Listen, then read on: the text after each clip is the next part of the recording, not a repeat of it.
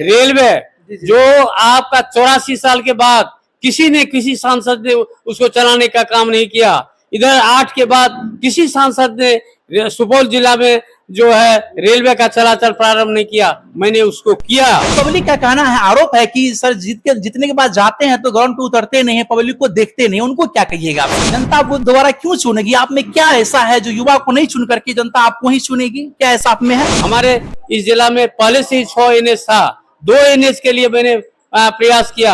आज तक का कोई सदस्य ऐसा नहीं है जो लोकसभा में 306 क्वेश्चन किया हो 5 साल के अंदर में। 2 साल 2.5 साल कोरोना था, उसके बावजूद भी मैंने लोकसभा में 306 क्वेश्चन किया, जो बिहार का मैं दूसरा स्थान में सांसदों क्वेश्चन करने में। ब्रिजेश प्रसाद यादव जी है, उन्होंने सड़क और पुल पुलिया का जाल बिछा दिया है। सुपौल में जो विकास हुआ है, आज बिहार के किसी क्षेत्र में उतना विकास नहीं हुआ जितना कि माननीय मंत्री आदरणीय श्री हमारे जो ब्रिजेश प्रसाद यादव जी ने काम किया है, वो सुपौल की विश्वकर्मा कहलाते हैं।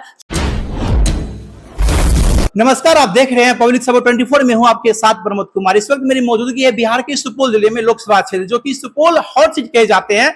मेरे साथ फ्रेम में आप देख पा रहे हैं दिलीसर कामेल सर है, जो कि चुनावी सरगर्मी तेज हो चुकी है। आखिर क्या कहना चाहते हैं उन जनताओं के, क्या मुद्दा रहेगा, ये बात करते हैं। सर बहुत बहुत स्वागत है आपका। धन्यवाद। सर इस बार का मुद्दा क्या रहेगा आपका चुनावी?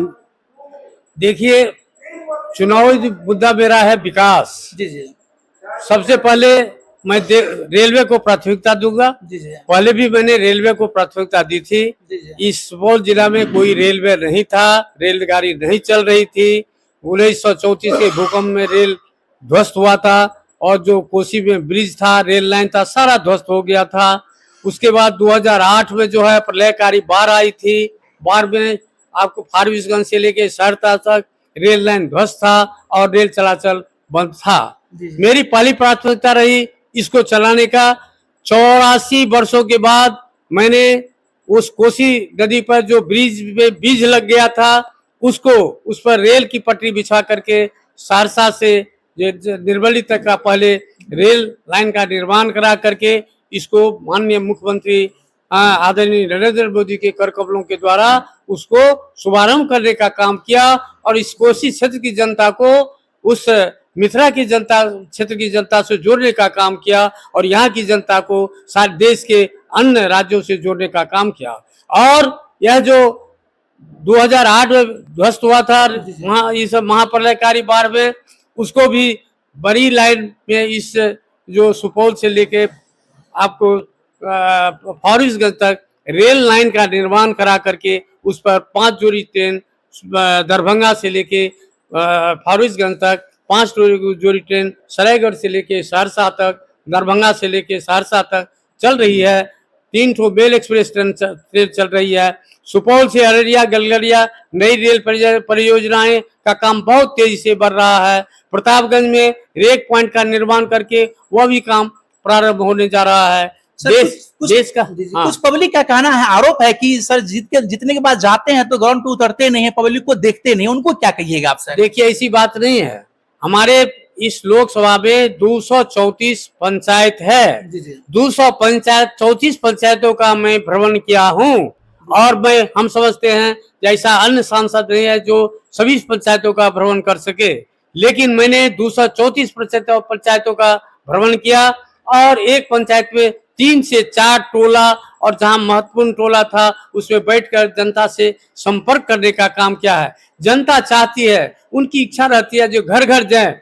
एक सांसद घर घर नहीं जा सकता, उनका जुरिडिक्शन बहुत लंबा रहता है, 6 विधानसभा क्षेत्र रहता है, यह संभव नहीं है। लेकिन मैं इस सारे क्षेत्रों में जाने का काम किया। उसके बाद सभी आपका जो प्रखंड है उसमें बराबर बैठक करते रहा हूं और इस तरह से जनता से संपर्क रहा है। यह तो कहने की बात है, कुछ तो विरोधी इस तरह कहते हैं नहीं आया, नहीं गया, नहीं मिला, यह कहने के लिए है। सर जनता को दोबारा क्यों चुनेगी? आप में क्या ऐसा है जो युवा को नहीं चुन करके जनता आपको ही चुनेगी? क्या ऐसा आप में है? देखिए, जनता जानती है काम करने वाला कौन है, काम किसने किया, विकास किसने किया, उसने विकास को देखा है। आपको अभी मैंने कहा रेलवे जो आपका 84 साल के बाद किसी सांसद ने उसको चलाने का काम नहीं किया। इधर 8 के बाद किसी सांसद ने सुपौल जिला में जो है रेलवे का चलाचल प्रारंभ नहीं किया, मैंने उसको किया। दो हमारे जिला में जो है जो रेल अभी जंक्शन हो गया सुपौल और सरायगढ़, इस तरह का पहला काम यह है कि यह नई रेल परियोजनाएं उसको लाने का काम किया। आज देखिए बकौर में जो पुल है, देख रहे हैं, एशिया का फेमस पुल है, इतना बड़ा पुल कहीं नहीं है। हिंदुस्तान का सबसे बड़ा पुल सबसे बड़ा पुल वो है। हिंदुस्तान का बात नहीं कर रहा हूँ मैं, एशिया का सबसे बड़ा पुल है और उसका निर्माण हमारे इस सुपौल जिला में है। ये केंद्रीय प्रायोजित योजनाएं हैं। हमारे इस जिला में पहले से ही 6 NH था, 2 NH के लिए मैंने प्रयास किया। 4 लेन आपको जो है उसका भी काम प्रारंभ हो गया है, उस पर कार्रवाई हो रही है। 6 लाइन जो है उसके लिए भी DPR तैयार हो गया, जो गोरखपुर से सिलीगुड़ी तक जाएगी। तो जनता क्या चाहती है? 51 सड़क और 30 पुलिया का काम मैंने किया। जनता क्या चाहती है? काम आज तक का कोई सदस्य ऐसा नहीं है जो लोकसभा में 306 क्वेश्चन किया हो 5 साल के अंदर में। 2 साल 2.5 साल कोरोना था, उसके बावजूद भी मैंने लोकसभा में 306 क्वेश्चन किया, जो बिहार का मैं दूसरा स्थान में सांसदों क्वेश्चन करने में।